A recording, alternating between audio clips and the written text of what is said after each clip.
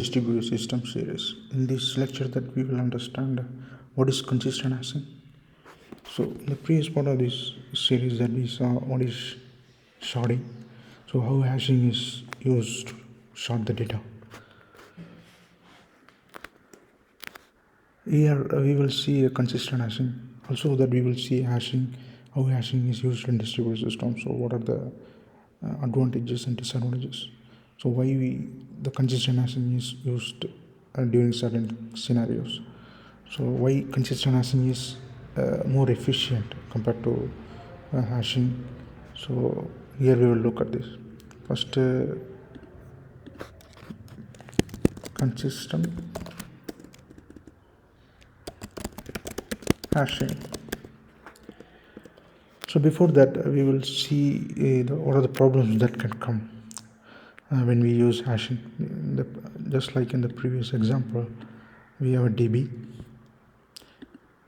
Let's call it a KVDB. It's a key value store, and the client. It's a distributed key value store. It's a distributed system that would store and manage the key value. So key is some string object, and value is some metadata, some object, and the client use this key value store to store and retrieve the data. It's called as a KVDB.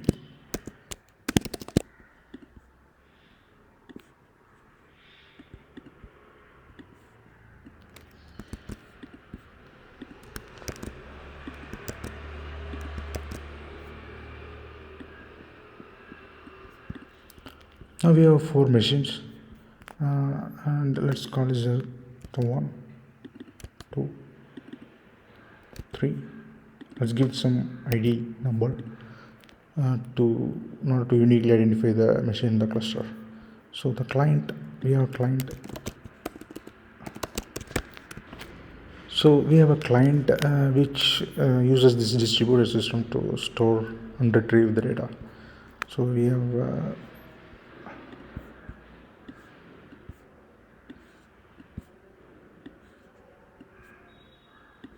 this one.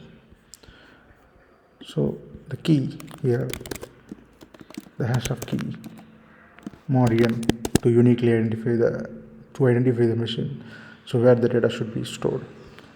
So let's say this is the format. This is the format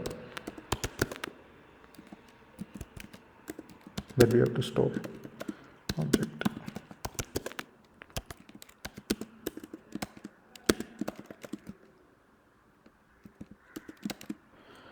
So whenever we mod the key, and we will know which machine to store, and we will store the key and value objects in the same way that we will retrieve the entire data from the DB. So what is the problem with this? So far we've seen the hashing technique. This is the hashing technique, and what is the problem with this? So for example, if there is any node, so we are going to expand the cluster. So what will happen? We will add more machine here. So we added 2 more machines here, 5 and 6. So we added 2 machines, and we expanded our cluster. So now the client, now the n is changed. N is the number of machines. It changes.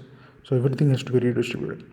Previously, for the key one might be stored here, but the key one and the value, now it may be belongs to this server.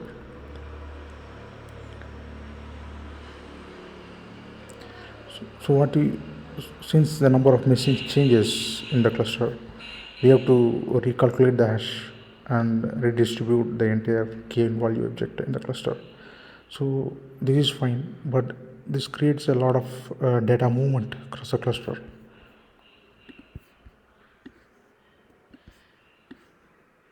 This creates a lot of data movements across the cluster. This is a problem. So how we can do it efficiently? This is not efficient. Let's say we have 100 machines, and we are adding 1 more machines to the cluster, and suddenly that we have to read and redistribute everything in the cluster to the other machines. So this will create a hotspot in the data center, in the cluster. So how to reduce the data movement across the cluster? So this is where the consistent hashing comes. So in the next section of this video, that we will see how the consistent hashing works.